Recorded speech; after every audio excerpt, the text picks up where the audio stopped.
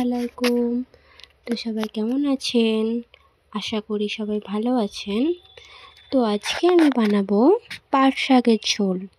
এইরকমভাবে পাট শাকের ঝোল বানিয়ে খেলে ভাতটা খেতে খুব ভালোই লাগে। আর এখন পাট শাকের ঝোল খেতে বেশ ভালোই লাগছে। তো আপনারা চাইলে এইভাবে একবার ট্রাই করে দেখতে পারেন।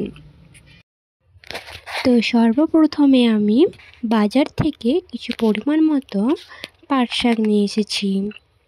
তারপরে সেটিকে ভালোভাবে বেছে নিয়েছি। তো আপনারা দেখতেই পাচ্ছেন আমি কত সুন্দরভাবে এটা বেছে নিয়েছি, যাতে কোনো ঘাস মাস না থাকে।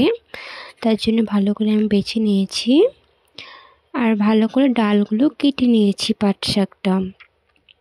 তো দেখতেই পাচ্ছেন। তো এবার আমি রান্না করার জন্য প্রথমে পাট শাকটিকে ভালো করে জল দিয়ে ধুয়ে নেব। তো আমি পাটের শাকটি এবার ভালোভাবে জল দিয়ে ধুয়ে নিয়েছি। তারপরে দেখুন পাট শাকটি আমাদের কত সুন্দর দেখাচ্ছে।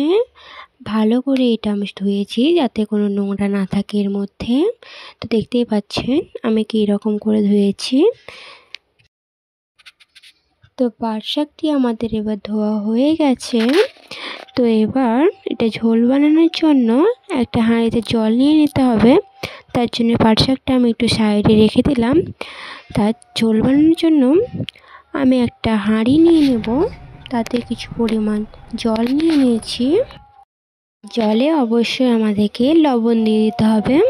তার জন্য আমি প্রথমে লবণ দিয়ে দিয়েছি জলের মধ্যে, তো দেখতেই পাচ্ছেন। তারপর আমি একটা ঢাকনা দিয়ে এই জলটাকে ঢেকে দেব ফোটা না পর্যন্ত। তো দেখতে পাচ্ছেন জলটা আমাদের হালকা ফুটে গেছে। তারপর যে শাকটা আমি ধুয়ে বেছে রেখেছিলাম, ওই শাকটা এবার এই ফোটানো জলের মধ্যে আমি দিয়ে দেব। তো দেখতেই পাচ্ছেন শাকটা আমি দিয়ে দিয়েছি জলের মধ্যে।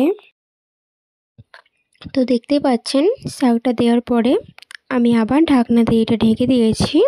এই শাকটি ফোটা পর্যন্ত আমি অপেক্ষা করব।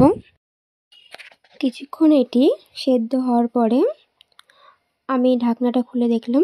দেখতে পাচ্ছেন শাকটা কত সুন্দর ফুটছে। সেই ফোটা অবস্থায় আমি একটা কাঠের খুন্তির সাহায্যে শাকটাকে ভালো করে নাড়াচাড়া করে নেব। নাড়াচাড়া করা হয়ে গেলে আবার আমি ঢাকনাতে ঢেকে দেব, এটা আরও ভালো করে সিদ্ধ হওয়ার জন্য। কিছুক্ষণ অপেক্ষা করার পর আমি ঢাকনাটা খুলে দেখলাম। তো দেখতে পাচ্ছেন শাকটি ফুটে উঠেছে। তো শাকটি ফোটা হয়ে গেছে। এবার আমি গ্যাসের ফ্লেমটা বন্ধ করে রেখে দেবো। এখন এই শাকটি একটা অন্য পাত্রে ঢেলে নেব। তো দেখতেই পাচ্ছেন আমি এই শাকটা একটু অন্য পাত্রে ঢেলে নিয়েছি। যেই পাত্রে আমি পাটের শাকটি সেদ্ধ করলাম ওই পাত্রটা নিয়ে নিয়েছি। তো পাত্রটার মধ্যে কিছু রসুন কুচি দিয়ে দিয়েছি এর মধ্যে, আর কিছু পরিমাণ মতো সরিষার তেল দিয়ে দেব।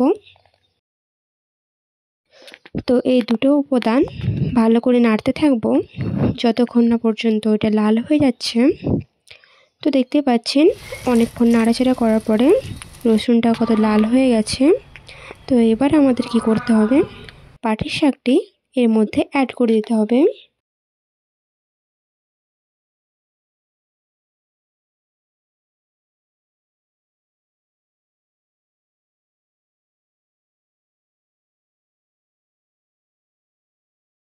অ্যাড করে দেওয়া হয়ে গেলে তারপরে এটা ভালো করে নাড়াচাড়া করে কিছুক্ষণ পর এটা ঢাকনা দিয়ে আবার লাগিয়ে দিলাম সেদ্ধ হওয়ার জন্য। কিছুক্ষণ অপেক্ষা করব, তারপরে আমাদের শাক রেডি হয়ে যাবে আমাদের।